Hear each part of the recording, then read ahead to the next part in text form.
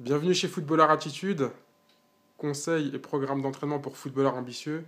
Surtout, notre but est de vous faire échouer le plus rapidement possible si jamais vous deviez échouer et de vous faire réussir le plus rapidement possible si jamais vous deviez réussir. Dans tous les cas, vous aurez gagné du temps. Donc, comment maintenir son accélération au football?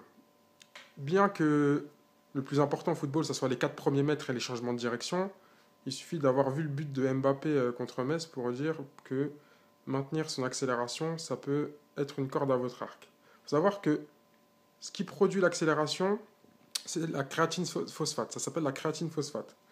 Pour la faire courte, c'est ni plus ni moins que de la nitro. Et comme de la nitro, il y a un stock limité. Le stock de créatine phosphate qui vous est alloué pour faire une accélération vous permet de faire une accélération, un effort très violent et très intense, pas plus de 20 secondes, 25 secondes, 30 secondes pour les plus entraînés. Donc, et ce stock de créatine phosphate se régénère toutes les 2 minutes 30, 3 minutes.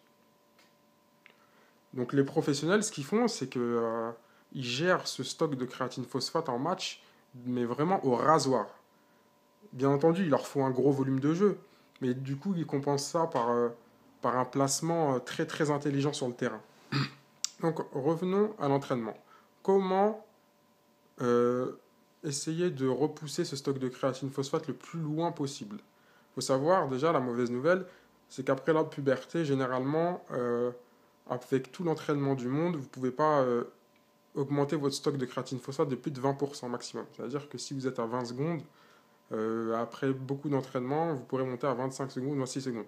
Mais on parle d'excellence, on cherche l'excellence. Donc, ça peut valoir le coup d'aller chercher ces 5 secondes en plus d'accélération.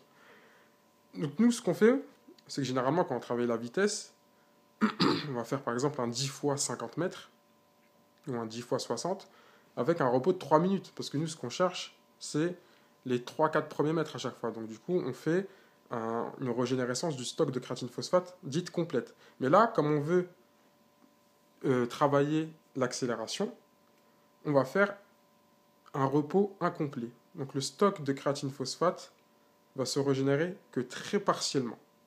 Du coup, on a juste à couper le temps de repos. On part pareil sur un 10 fois 60 mètres, mais on fait une régénérescence incomplète du stock de créatine phosphate, c'est-à-dire qu'on repart toutes les 30 secondes, toutes les 45 secondes. Donc on va le vider, on va le remonter, on va le vider, on va remonter. Et à force de le vider, à force de le remonter, le stock de créatine phosphate va puiser dans son retranchement et va libérer quelques secondes en plus à chaque fois sur les entraînements. Donc voilà, testez cette régénérescence incomplète du stock de créatine phosphate. Si en 2018, vous voulez vraiment que je vous accompagne, que je sois derrière vous pour vous aider à réaliser votre objectif, il y a l'opportunité de faire partie des clients uniques. Les clients uniques, c'est des footballeurs que je suis au pied de la lettre, et à qui j'aide actuellement à réaliser leurs objectifs. Si vous êtes intéressé par ça, il y a une vidéo juste en dessous de celle-ci, et je vais tout vous expliquer sur l'accompagnement des clients uniques.